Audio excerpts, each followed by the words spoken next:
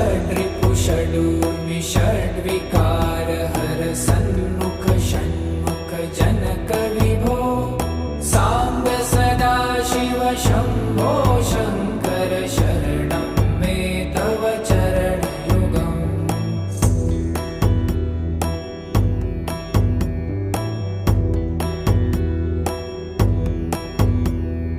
सत्यं ज्ञानमनन्तं ब्रह्मेति लक्षणलक्षितभो